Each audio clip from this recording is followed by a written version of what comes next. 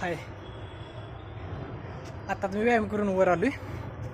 आजपासून मी नाही व्हिडिओ करणार आहे आणि आता मी एक चॅलेंज ठेवणार आहे. म्हणजे कसं पुशअप्स मी काढणार आहे. आता 25पासून पुशअप चालू केली. म्हणजे पहिला दिवस 25, परत 2-2 वाढवणार आणि जेव्हा ती एका टायमाला 100 होतील ना, त्या टायमाला मी परत दुसरा कुठला तर चॅलेंज घेईल. अजून सुरुवातीला पुशअप्स घेणार आहे मी. आणि विषय काय झाला माहीत आहे का, आता मी अगोदर एक व्हिडिओ टाकलेला.